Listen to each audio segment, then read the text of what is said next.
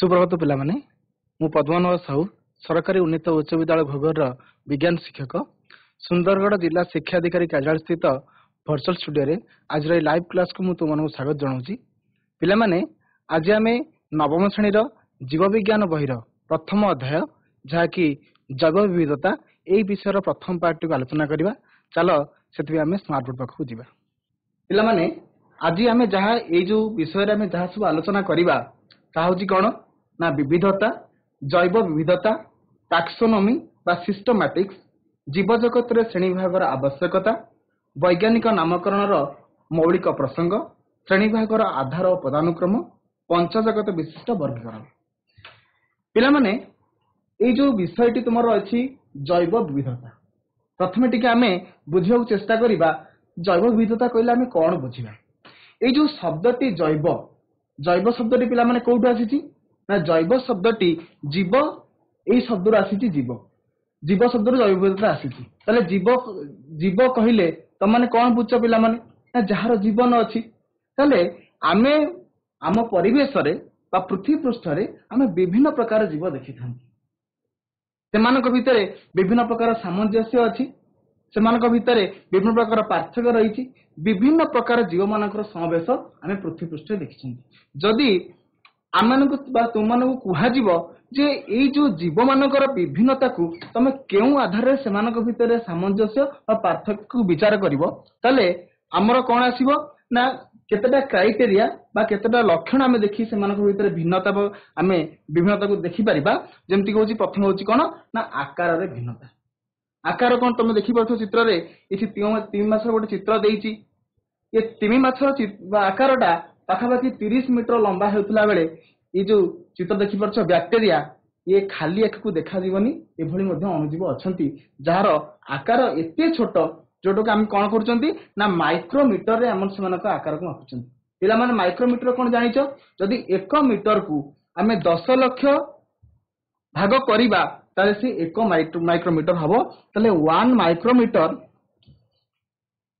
Equal to 10 to the power -6 metre तो माने गोटे मीटर को आमे जदि 10 लाख भाग करवा ताले से गोटे माइक्रोमीटर हम ताने पिला माने चिंता करि पारुथिबो जे ई बैक्टेरिया रो आकारटा केते छोट हेतिबो तंकु याकू आमे कोन कहउछन्ती पिला माने ना अणुजीव कहउछन्ती काहे कि ना एटा हमर खाली आँखी को देखा जाए नहीं केवल अणुवीक्षण जंत्र साहाय्य आमे ताकू देखि पारुछन्ती सेही भली भाबरे आमे रेड रेड गछ देखुछन्ती ए जगह तुम जो गछ देखुछ पाखापाखि 100 मीटर उच्चतार हो पार तेणुकरी आमे पृथ्वी रे आकार तुलन में आमे देखि परिबा 30 मीटर लंब विराट तिमी ठारू अति आखि देखा जाउनथिबा अति क्षुद्र बैक्टेरिया मध्य पृथ्वी रे अछन्ती ता सहित रंगर भिन्नता विभिन्न प्रकार रंग बेरंगर चढ़ई जो सकाଳେ खिचे मिचे करके चारिआडे बबाती आमको केते सुंदर लगे तो सेमानक भितर केते प्रकार भिन्न भिन्न प्रकार रंगर आमे चढ़ई देखुचंती भिन्न भिन्न प्रकार आमे फूल मध्य देखुचंती एई जो तमे देखि परथिबो एटा कोइली बा कोइली रंग होची कोन ना कला ता सहित एटा होची सुआ सुआ रंग सागुआ प्रजापति भिन्न भिन्न प्रकार प्रजापति आम रंग बेरंगर प्रजापति देखिछंती ताले आमे माने जीव मानक मध्य एई रंगरे मध्य भिन्नता सेमानक भितर आमे परिलक्षित करि पारिबा ता सहित बयस रे भिन्नता तमन देखि परथु एठी गोटे जीवटे अछि सबले जेतबले राती हेले माने कान पाखरे भौ भौ आसी करूथे कोन ताना पिलरे पिला माने मशा ए मशाटर बयस केते जानिछ पिला माने मात्र किछि दिन किंतु ए जो देखि पारुथिबो ऑलिव रिडल हमर जो अछि हमर कइचटी ए कइचर बयस पाखापाखि 200 वर्ष हे परिबो तामाने बयस तुलना रे गोटे मशाटी किछि दिन बंचुथिला बेले गोटे कइच से जगह कोन करि परछि ना 200 वर्ष बंची परछि तामाने बयस रे मध्ये केते प्रकार हम पार्थक्य हम देखि पारुछंती सेम तमे देखि परथिबो ये गुल्म जातीय घास रो चित्र तमु देखा जाईछि ये घास गुडिक किछि मास बंचुथिला बेले ए जो हमर कलिकता बोटानिकल गार्डन गोटे बटवृक्ष अच्छी बरगछ अच्छी से बरगछ पाखापाखि 150 वर्षर बरगछ अच्छी तार बयस उद्भिद हूँ प्राणी हूँ एमानक भितर आम भिन्नता देखि पारे ये जो भिन्नता आम देखिले ये आम जानले जैव विविधता कहले आम कौन बुझा देखा जेकोसी प्राकृतिक परिवेश प्रकृतिर अन्य विभिन्नता को नहीं विभिन्न प्रकार जीव मानकर एकत्र सहअवस्थान को जैव विविधता बा जीव विविधता बा जीव जगतर विविधता बोली कहा जाए। तो भलसे टिके बुझे चेष्टा करिबा जे कोनोसी प्राकृतिक परिवेश रे प्रकृतिर अन्य विभिन्नता कहले पिला माने कोन बुझिबा आमे जदी तमनकु जदी गाई मानक गोठरे जदी गोटी मईसी छिड़ा हेतिबो तमन ताकु बारी परिबो ना बारी परिबोनी निश्चित भाव तुम जानी परिबो जे एटा गोटे गाई एटा गोटे मईसी। सेमती जदि घोड़ा मानक गहन भितर तुम जदि गोटे बाघटी छिड़ा हेतिबो त निश्चित भाव तुम जानी परिबो जे एटा गोटे होची घोड़ा एटा गोटे बाघ सेमान भितर पार्थक्य जानी परिबो। सेमती विभिन्न प्रकार गाईर हमर मध्य ब्रीड अछंती जेमति कि हमर जर्सी गाई हॉलिस्टन गाई सेमानक भितर मध्य आमे पार्थक्य को बारी परिबा। तले ए जो भिन्नता आमे पशु मानक भितर बा जीव मानक भितर देखुचंती ये भिन्नता होची अनन्य। तो सेति पई प्रकृतिर अनन्य विभिन्नता को नहीं विभिन्न प्रकार जीव मानकर एकत्र सहअवस्थान आमे प्रकृति रे विभिन्न प्रकार जीव एकाठी बसवास करथार देखुचंती। तो सेई जो विभिन्न प्रकार जीव एकत्र बसवास करूचंती सेई मानको नै कोन सृष्टि हैला ना ताकू कहउची जैव विविधता बा जीव विविधता बा इंग्रजी त कहउची बायोडायवर्सिटी बा जीव जगतर विविधता डायवर्सिटी इन लिविंग वर्ल्ड। बुझी पारलो पिला माने ताले पृथ्वी पृष्ठ रे हमर पाखापाखी 15 लाख रु अधिक प्रकार जीव सब अछंती।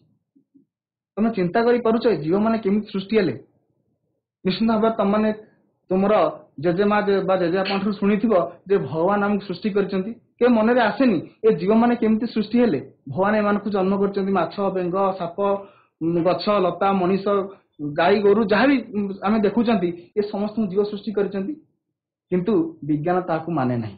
विज्ञान कौन जानूची ना तुम माने आगु गले बड़ क्लास रे पढ़िबो जे एई जो जीव माने आमे विभिन्न प्रकार जीव देखुचंती ए जीव माने जो विभिन्न प्रकार जीव अछंती ता को कारण रहिछि ना गोटे जैव विवर्तन जोगु ही बा ऑर्गेनिक इवोल्यूशन जोगु ही एते प्रकार जीव आमे देखिबा को पाउचंती। तले पृथ्वी पृष्ठ रे पाखापाखी 15 लाख जातिर जीव थिबार अनुमान करा जाउछि। आमे जो वर्तमान तमे चित्र देखि परथिबो ये होछि आधुनिक मनीष। ये आधुनिक मनीष कौन प्रथम जो मनीष पृथ्वी रे सृष्टि हैला से एई भली भाबरे थिला कि ना पिला माने से प्रथमे एई भली भाबरे गोटे नृबानर ठारो मनीषर उत्पत्ति हेछि। ए जो मनीष भितरे कौन हला ना जैव विवर्तन घटिगिरी आजिर आधुनिक मनीष सृष्टि हेछि। तले परिवेश अनुसार जीव निज शरीर रे आणुथिबा स्थायी परिवर्तन को जैव विवर्तन कहा जाय।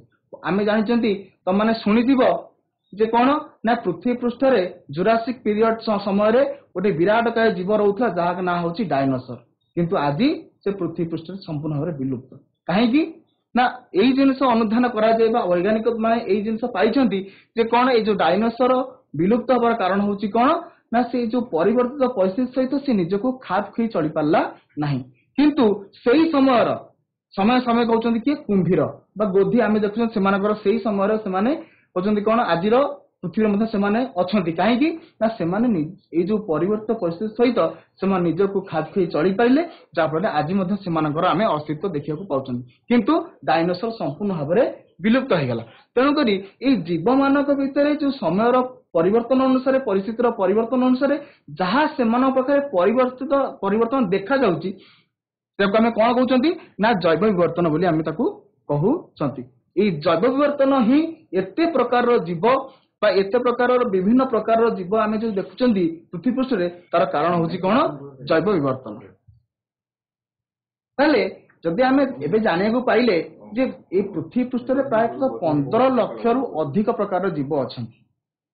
जदि आमे से जीव मानक विषय जानिया पई चाहिबा ताले आमे केमि जानिया पई चाहिबा बा आमे केमि ताकू सुविधा हेई परिबो आमे जानिया पई आमे गोटे छोटिया उदाहरण ना पिला माने तमन सब विद्यालय रे पढुछ माने तो निश्चित भाव में जितेबाला तुम मान को पाठ पढ़ा जाऊँगी तुम मानकर प्रथम श्रेणी द्वितीय श्रेणी तृतीय श्रेणी पंचम श्रेणी नवम श्रेणी दशम श्रेणी विभिन्न प्रकार क्लास तुम कराई केवल चिंता कर तुम केमती क्लास रे कहीं डिवाइड करा कहीं तुम मान गोटे क्लास रे कहीं 6 7 8 9 10 श्रेणी पिला समस्त कहीं पढ़ा जाई परिबो नै कारण होची पिला माने आमको पाठ पढ़ेबार सहजता दृष्टि आमको श्रेणी भाग करा आमको अलग अलग क्लास रे बसा गले अलग अलग क्लास रे हमको डिवाइड करा गले हमको पाठ पढ़ाटा सुविधा हबो आमे ठीक भाबे पाठटा को बुझी परिबा जानि परिबा तेणु से भाव में एते सारा जीव मान विषय जाना हेले तो सेमानकर मध्य आमे श्रेणीभाग करबा निहाती आवश्यक तेणुक जीव मान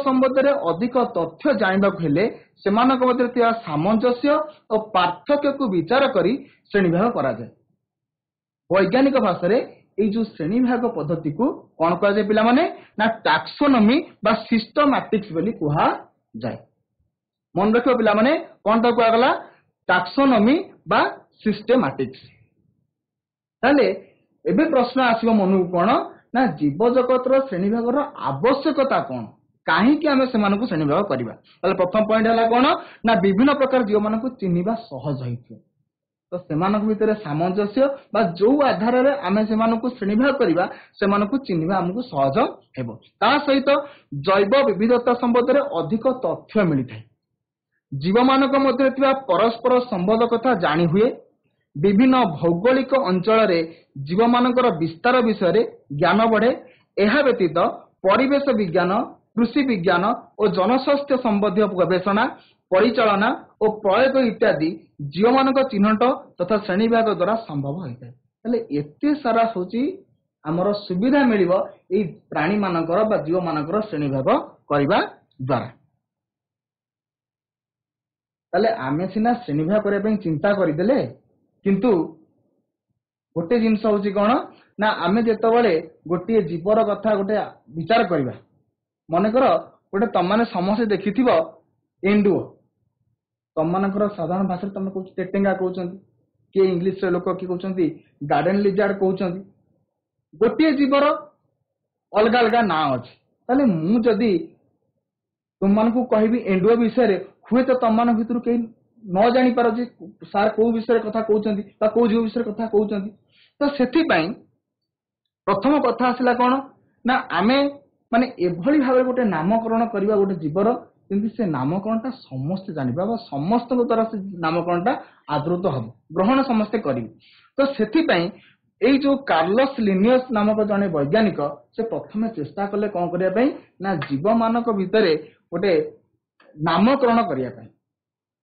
एवं से जीव मानकर नामकरण करबा पद्धति को गोटे बही आकार लिखिले ता ना देले कोन सिस्टेमा नेचुरी ये प्रथमे ये कोन करथिले ना उद्भिद और प्राणी मानकर आधुनिक वैज्ञानिक नामकरण और श्रेणीभाग पद्धति प्रथमे बाहर करथि तो सेथि पई कार्लोस लिनियस को उद्भिद और प्राणी मानकर आधुनिक वैज्ञानिक नामकरण और श्रेणीभाग पद्धतिर जनक बोली कहा जाए ये को देशर पिला माने ये स्वीडन देशर जने वैज्ञानिक तले लिनियस ए जो बही लिखिथिले से बही ना कौन पिला माने ना सिस्टेमा नेचुरी लिनियस के द्वारा उपस्थापित प्राय समस्त नियम अंतर्जातीय जैविक नामकरण नियमावली द्वारा गृहीत और नियंत्रित होइछि तले सी जो नियम देले आमर जीव मानकर नामकरण जो पद्धति से बतैले से पद्धति को आम मैंने ग्रहण करिसेंती एवं तांकरी नियम अनुसार वर्तमान आम कौन करछंती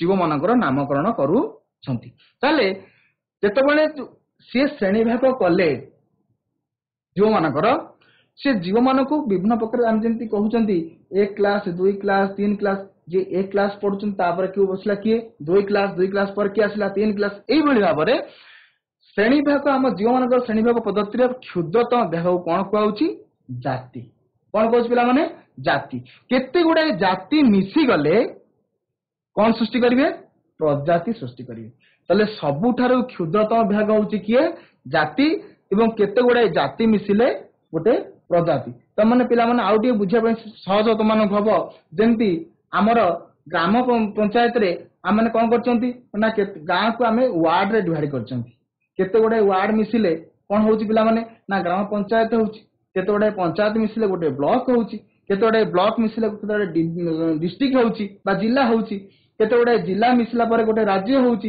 गोटे केते गुड़ाए राज्य मिसिला परे कौन होचंती पिला माने गोटे देश होची सेमती केते गुड़ाए देश मिसी महादेश मिसिकी हम पृथ्वी सृष्टि होची सेमती सब आमर श्रेणीभाग पद्धतिर सबुठु छोट भाग होची क्षुद्रतम भाग होची किए ଜାତି ଏକ ବା ଏକାଧିକ ଜାତି ମିଶି କଣ ସୃଷ୍ଟି କରୁଛନ୍ତି ପ୍ରଜାତି ସୃଷ୍ଟି କରୁଛନ୍ତି। ତାହେଲେ ଆମେ ଯେତେବେଳେ କାର୍ଲୋସ ଲିନିୟସଙ୍କ କଥା ଏବେ ଆଲୋଚନା କଲେ ଯେ ସେ ନାମକରଣ କରିଛନ୍ତି ତମାନେ ଦେଖିବ ଚିତ୍ରରେ ଏଇଟାକୁ ଆମେ ସିଂହ କହୁଛନ୍ତି ଇଂଲିଶରେ କଣ କହୁଛନ୍ତି ଲାୟନ ବୋଲି କହୁଛନ୍ତି କିନ୍ତୁ ये लायन टी होची कोन तार जाति होची लियो तार प्रजाति होची फेलिस तो सेति पई तार वैज्ञानिक नाम कोन हला फेलिस लियो। बाघ बाघ को हमें टाइगर कहउचंदी किंतु तार जाति होची कोन टाइग्रिस एवं प्रजाति हला फेलिस तो तार वैज्ञानिक नाम कोन हला फेलिस टाइग्रिस। बिलेई जाति हला डोमेस्टिका प्रजाति हला फेलिस तो तार ना कोन हो पिला माने फेलिस डोमेस्टिका। एटा होची कलरपत्र बाघ तार जाति होची पाराडस प्रजाति होची फेलिस तार तले वैज्ञानिक नाम कोन हला तार फेलिस पाराडस। तो माने पिला माने एटी के लक्ष्य रख एटी नजर पकाओ जे ए जो नाकरण करा गला फेलिस लियो ये दीटा शब्द अछि प्रथमटा होची फेलिस आ गोटा होची लियो। फेलिस टा कोन ना फेलिस टा होची प्रजाति लियोटा कोन ना जाति तले आमे कोन करिसंती आगो प्रजातिर ना लिखिसंती तापर जातिर ना लिखिसंती सेमती इठी फेलिस हला प्रजाति जाति हला टाइग्रिस फेलिस हला प्रजाति डोमेस्टिक हला जाति माने ये फेलिस प्रजातिर ये विभिन्न प्रकार रो जाति तले आमे वैज्ञानिक नाम लेखिला बेले प्रथमे कोन करचंती आमे ना प्रजातिर ना लिखुचंती एवं तापरे जातिर नाटी लिखुचंती। सेमती किछि उद्भिद मानकर ना देखिबा पिला माने बरगछर जाति होची कोन बेंगालेंसिस एवं प्रजाति होची कोन ना फाइकस ताले वैज्ञानिक नामटी पिला माने कोन हबो आगो कोन लिखिबा प्रजाति ना जाति आगो प्रजाति लिखिबा ताले वैज्ञानिक नामटी कोन हेजिबो ना फाइकस बेंगालेंसिस बुझी पारलो फाइकस बेंगालेंसिस। सेमती अशोक गछर जाति हला कोन ना रिलिजियोसा एवं प्रजाति हला कोन फाइकस तो तार वैज्ञानिक नामटी कोन हबो फाइकस रिलिजियोसा।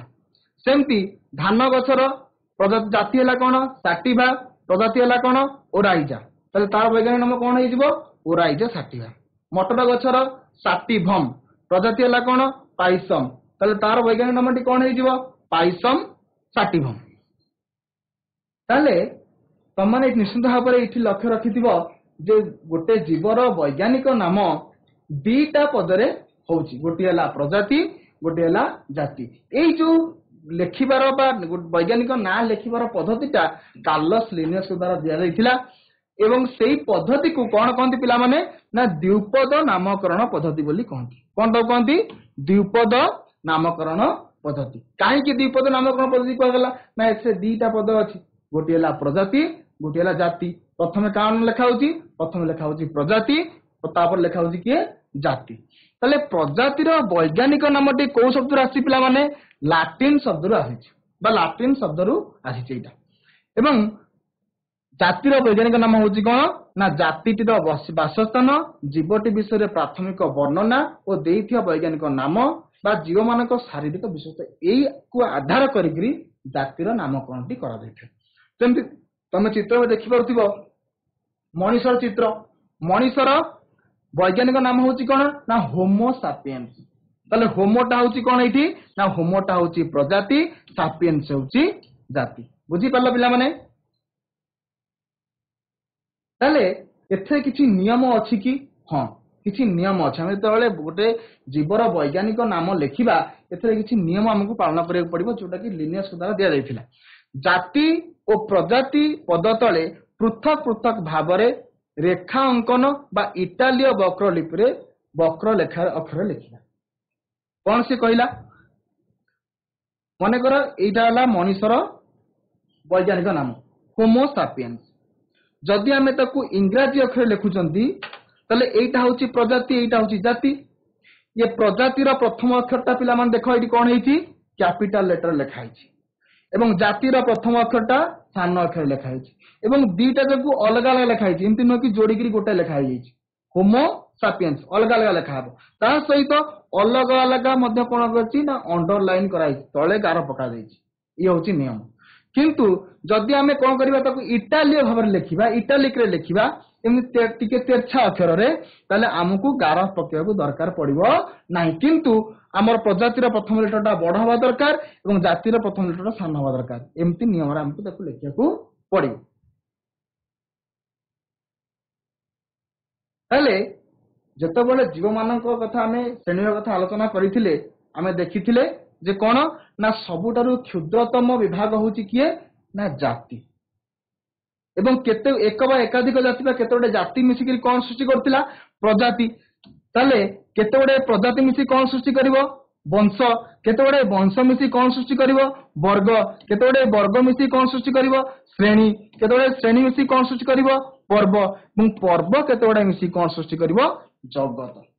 ତାହେଲେ ଇଏ ହଉଛି ଶ୍ରେଣୀ ବିଭାଗର ପଦାନୁକ୍ରମ ଅର୍ଥାତ ଇଏ ହଉଛି ସବୁଠୁ ଅପର ଲେବୁଲରେ ଇଏ ସବୁଠୁ ହଉଛି ଲୋୟର ଲେବୁଲରେ। ତାହେଲେ ସବୁଠୁ ଲୋୟରରେ ବା ସବୁଠୁ ତଳେ କିଏ ରହିଲା ଜାତି ପ୍ରଜାତି ବଂଶ ବର୍ଗ ଶ୍ରେଣୀ ପର୍ବ ଜଗତ। ଏଇଭଳି ଭାବରେ ଆମର କଣ ହେଇଛି ନା ଜୀବ ଜଗତର ଶ୍ରେଣୀ ବିଭାଗର ପଦାନୁକ୍ରମ କରାଯାଇଛି।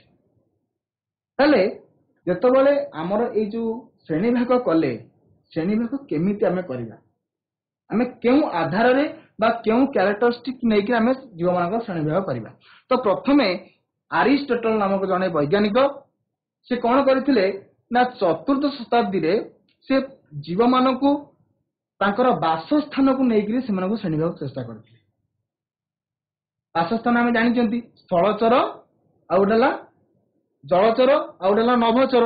ଯେମିତି ସ୍ଥଳ ଭାଗ ଜଳ ଭାଗ ବାୟୁମଣ୍ଡଳରେ ରହୁଥିବା ଜୀବମାନେ ଏମାନେ ସମସ୍ତେ ସ୍ଥଳ ଭାଗର ଜୀବ ସିଂହ ବାଘ ହାତୀ ଗାଈ। କିନ୍ତୁ ଏମାନେ ସମସ୍ତେ ସ୍ଥଳ ଭାଗରେ ରହୁଥିଲେ ମଧ୍ୟ ଏମାନେ କଣ ସମସ୍ତଙ୍କର ଖାଦ୍ୟ ପ୍ରଣାଳୀ ସମାନ କି ଏମାନଙ୍କର ବାସସ୍ଥାନ ସମାନ କି ସମାନ ନୁହଁ। ତେଣୁକରି ଏଇ ଯୋଉ ସେମିତି ଆମେ ଆଉ ଗୋଟେ ଦେଖ ଏଠି ନା ଏଠି ଜଳଚର ହିସାବରେ ଏ ସମସ୍ତଙ୍କୁ ନେଇଛନ୍ତି ଯୋଉମାନେ ପାଣିରେ ରହୁଛନ୍ତି। କିନ୍ତୁ ଏମାନଙ୍କ ମଧ୍ୟରେ ମଧ୍ୟ କଣ ଅଛି ଭିନ୍ନତା ଆମେ ଦେଖିବାକୁ ପାଉଛନ୍ତି।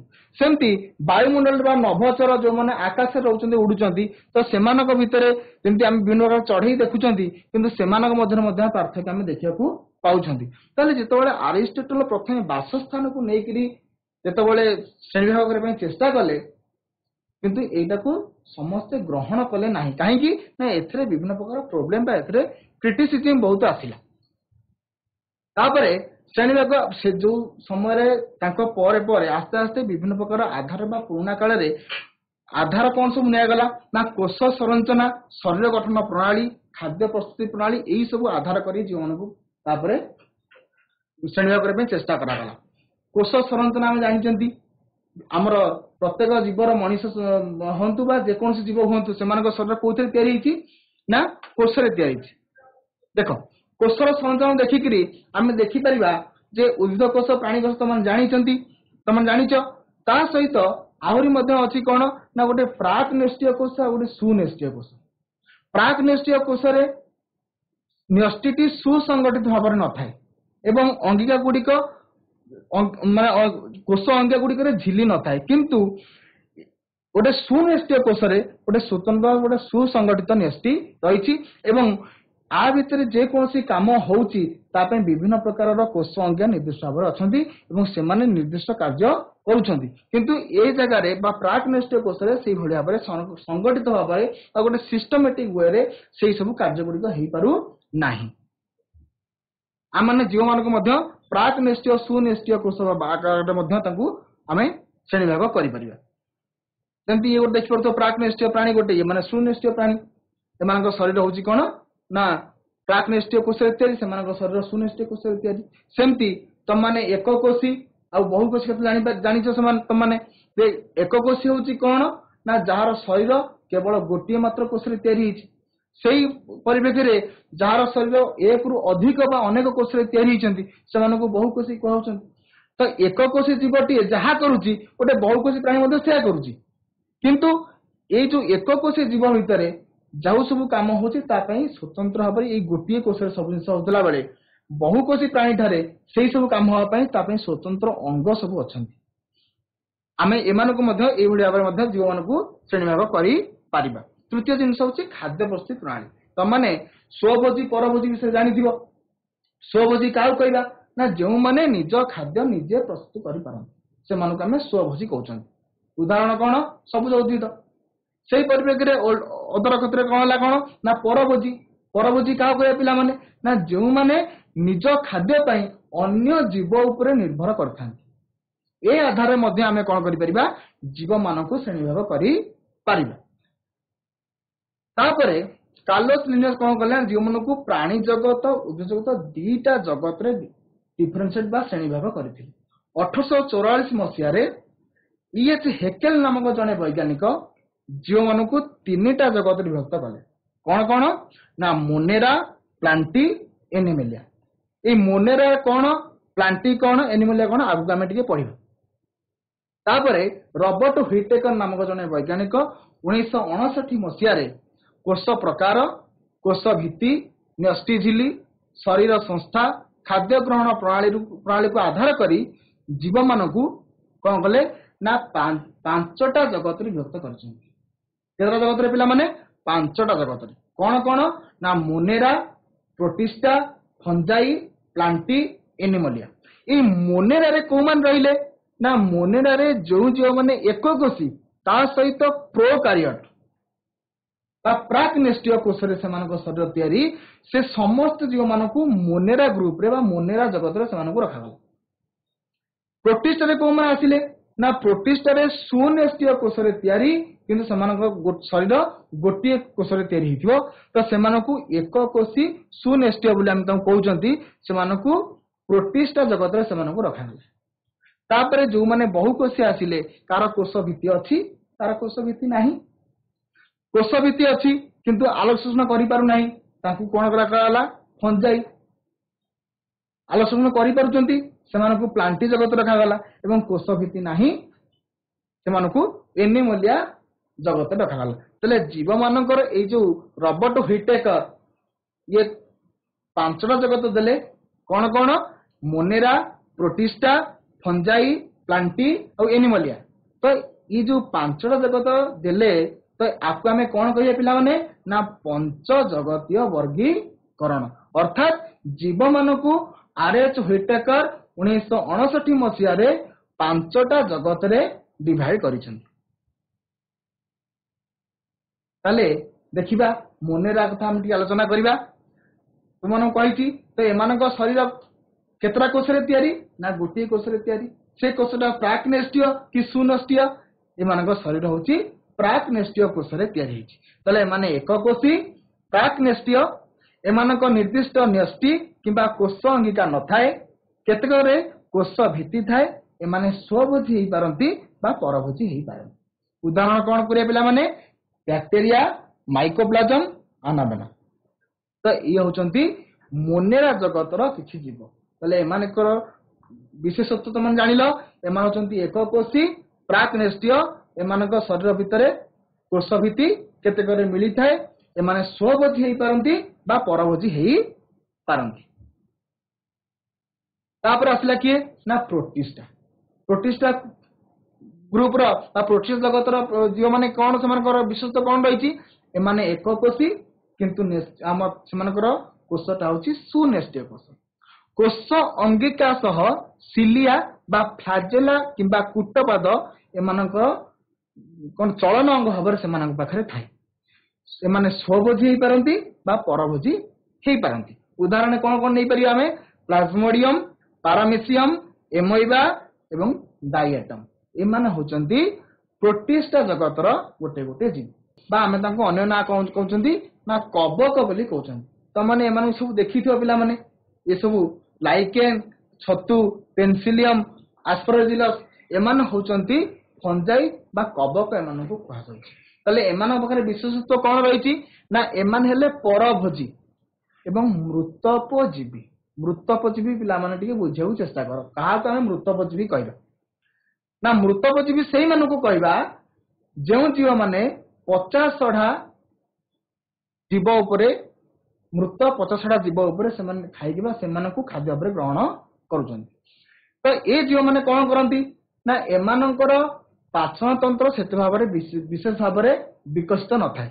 एमाने कौन चेष्टा करती कौन करने ना एमाने खाद्यटी शरीर बाहर सरलीकरण करिकी शरीर को कौन करती भीतर को से जो सरलीकृत खाद्य को से ग्रहण करी थांती। तो एमान कहते मृत भोजी कौन बुझिल पर भोजी कौन बुझिल अन्य जीव पर निर्भर करुँच खाद्य एमाने निज खाद्य निजे प्रस्तुत कर पारु नाहंती। मृत भोजी भी अर्थात पचा छड़ा जिनस खाई पचा छड़ा जिन डिपेंड कर खाद्य एक कोशी ईस्ट रु बहु कोशी छतु कोष भित्ति छतु पर्यंत एमाने हेई पारिबे। एमानकर कोष भित्ति थाए आलजी सह सजीविता लाइकेन। आलजी सह कौन आलजी हूँ आम ओडिया कहते शैवाल ये जो तुम देखुच चित्र लाइकेन ये गोटे जीवन नुह पिला ये गोटे शैवाल सहित गोटे फंजाई गोटे कबक मिसिकी ये गोटे लाइकेन है। तो कबक कौन सहजीविता कौन ना दीटा जीव परस्पर सहित पाखे थे एवं परस्पर को से साहाय्य करुवे ये ताकू साहाय्य करुव सी ताकू साहाय्य करुवे सहजीविता कहती। ये कबक कौन करे ना शैवाल को स्थान जोगाए जे तू मो पिठी उपरे बढ़े एवं आलोक शोषण करके तू खाद्य जोगा मते तू खाद्य दे मु ते कौन करी ना जल एवं अन्य दरकार जिन जोगेबी तू मते खाद्य दबु मु ते जिन देवी कहीं ना ये निज खाद्य निजे प्रस्तुत करे ना ये गोटे परभोजी तेणुक ये कौन करे गोटे शैवाल को बढ़ाई दिए शैवाल सी आलोक शोषण कर खाद्य तैयारी करे शैवाल आपको खाद्य जगेब ये ताकू खाद्य तैयारी करने आवश्यक सामग्री जगेब। ये जो शैवाल आउ फंजाईर ये जो मिश्रण को आम कौन कहते लाइकेन बोली कहते। आसला प्लांटी एमान होचंती बहुकोषीय पिला माने प्लांटी माने कौन बुझ तो प्लांटीटा प्लांट रू आसी नहीं कि शब्दटा एमाने बहुकोषीय कोष भित्ति अच्छी स्वभोजी सबुज अंश क्लोरोफिल सबुज कण द्वारा आलोक शोषण प्रक्रिया द्वारा माने खाद्य प्रस्तुत कर माने एमाने समस्त हेले ऑटोट्रॉफ बा स्वभोजी माने निज खाद्य निजे प्रस्तुत कर पारुछंती। हम विभिन्न प्रकार उद्भिद बा प्लांटी आम देखि परछंती हम आखपाखरे तुम चित्र के देछि चिंगुड़ा दल आरंभ करी आखु पद्म बरगछ घास एजला ये सब विभिन्न प्रकार गोटे गोटे प्लांटी बा एमानकर उद्भिदर गोटे गोटे उदाहरण है। एनिमोलिया एनिमोलिया कौन ना प्राणी कोष भित्ति विहीन एमानकर कोष भित्ति नाही एमाने बहुकोषीय प्राणी उदाहरण तुम देखिपे जेते सारा जीव प्राणी आम देखुंती जेते सारा प्राणी आम देखुंती समस्त हेले कौन ना एनिमोलिया ग्रुप ताले आम जहाँ सब आलोचना कले से विषय टी आम प्रश्न उत्तर भी आलोचना करवा। प्रथम प्रश्न पिला माने जीव मानक मध्य देखा जाउथिबा विभिन्नता को कौन कहा जाए। जीव मानक मध्य देखा जाउथिबा विभिन्नता को कौन कहा जाए। जीव विविधता जैव विविधता जीव जगतर विविधता उपरोक्त समस्त ये कह पे कटरा पंचायत हाईस्कूल आंसर कह जीव मानक मध्य वेरी गुड ठीक उत्तर उपरोक्त समस्त नहीं कि जीव मानक मध्य देखा जाउथिबा विभिन्नता को आम कौन कहि परिबा ना जीव विविधता कहि परिबा जैव विविधता कहि परिबा जीव जगतर विविधता मध्य कहि परिबा। वेरी गुड ठीक उत्तर। पृथ्वी रे प्राय केते लक्ष जातिर जीव थिबार अनुमान करा जाए। पृथ्वी रे प्राय केते लक्ष जातिर जीव थिबार अनुमान करा जाए। TPS high school very good 15 lakh जातिर जीव थिबार अनुमान करा जाए ठीक उत्तर। 1 माइक्रोमीटर केते मीटर पिला माने कहिथिले मु 1 micrometre -6 metre 10 to the power -6 metre ठीक उत्तर। वेरी गुड ठीक उत्तर। 4 नंबर प्रश्न बैक्टेरिया भली अति क्षुद्र अणुजीव मानकर दैर्घ्य को केउ एकक रे प्रकाश करा जाए। बैक्टेरिया भली अति क्षुद्र अणुजीव मानकर दैर्घ्य को केउ एकक रे प्रकाश करा जाए। वेरी ठीक उत्तर माइक्रोमीटर। आधुनिक वैज्ञानिक नामकरणर और श्रेणी विभाग पद्धतिर जनक किए। आधुनिक वैज्ञानिक नामकरण ଓ ଶ୍ରେଣୀ ବିଭାଗର ଜନକ କିଏ? କାର୍ଲୋସ୍ ଲିନିୟସ୍, ରବର୍ଟ ବ୍ରାଉନ, ଫନ୍ ନିଲ୍, Newton. Carlos Linnaeus. Carlos Linnaeus, ଠିକ ଉତ୍ତର, ଭେରି ଗୁଡ। ବାଘର ବୈଜ୍ଞାନିକ ନାମଟି କଣ? ବାଘ, Felis Tigris. Felis tigris, very good very good. ଆଚ୍ଛା ଏଥିରେ ଜାତି କିଏ ପ୍ରଜାତି କିଏ କହିପାରିବ? ହେଲିସ୍ ଟାଇଗ୍ରିସ୍ ରେ ଜାତିର ନାଁଟି କଣ ଆଉ ପ୍ରଜାତିର ନାଁଟି କଣ? ଭେରି ଗୁଡ ଠିକ ଉତ୍ତର, ଭେରି ଗୁଡ। ତାଇଲି ସମିତି ତା ପାଇଁ ବହୁତ ବଢିଆ ବହୁତ ବଢିଆ। କୌଣସି ଜୀବର ବୈଜ୍ଞାନିକ ନାମଟି ଲେଖିଲା ବେଳେ କେଉଁ ନାମଟି ପ୍ରଥମେ ଲେଖିବାକୁ ହୋଇଥାଏ? କେଉଁ ନାମଟି ପ୍ରଥମେ ଲେଖିବା? ଜାତି, ପ୍ରଜାତି, ଜଗତ ନା ଜୀବ? କୋଉ ନାଁଟା ପ୍ରଥମେ ଲେଖିବା? ଏବେ ଆମେ ଆଲୋଚନା କରୁଥିଲେ, ଉତ୍ତର ମଧ୍ୟ ସେୟା ଥିଲା, ପ୍ରଶ୍ନର ଉତ୍ତର ଆସିଥିଲା ସେୟା। ଯେତେବେଳେ ଆମେ ଗୋଟେ ଜୀବର ବୈଜ୍ଞାନିକ ନାଁଟି ଲେଖୁଛନ୍ତି ତ ସେତେବେଳେ ପ୍ରଥମେ ଆମେ କେଉଁ ନାମଟି ଲେଖିବା? ପ୍ରଜାତି ଲେଖିବା ପ୍ରଥମେ ନା ଜାତି ଲେଖିବା ନା ଜଗତ ଲେଖିବା ନା ଜୀବ ଲେଖିବା? କଣଟା ଲେଖିବା? ପ୍ରଥମେ ଆମେ ପ୍ରଜାତିର ନାଁଟି ଲେଖିବା। ଭେରି ଗୁଡ, ଠିକ ଉତ୍ତର, ବସ। କାର୍ଲୋସ୍ ଲିନିୟସ୍ ଜୀବମାନଙ୍କୁ କେତୋଟି ଜଗତରେ ଭାଗ କରିଥିଲେ? Carlos ଲିନିୟସ୍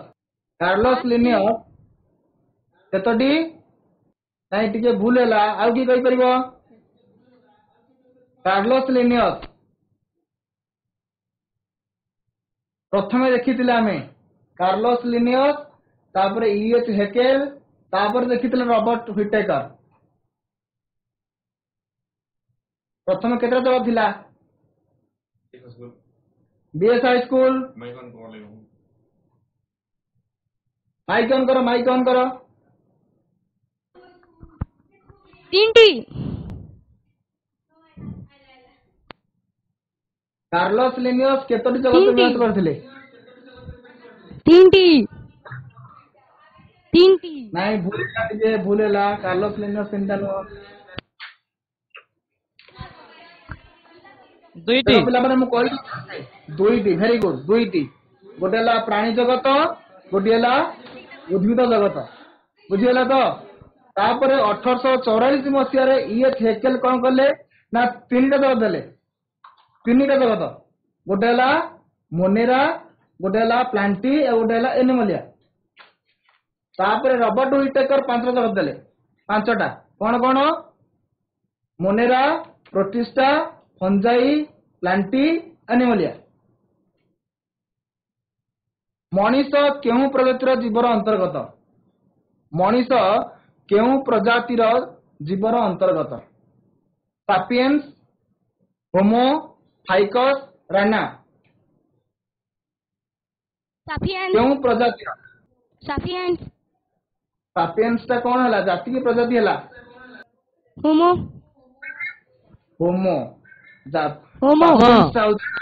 very good. ସାପିଏନ୍ସ ହଉଛି ଜାତି, ହୋମୋ ହଉଛି ପ୍ରଜାତି। ତ ମଣିଷର ବୈଜ୍ଞାନିକ ନାମଟି ହେଲା କଣ? Homo Sapiens. ବରଗଛର ବୈଜ୍ଞାନିକ ନାମ କଣ? ବରଗଛ? ଫାଇକସ୍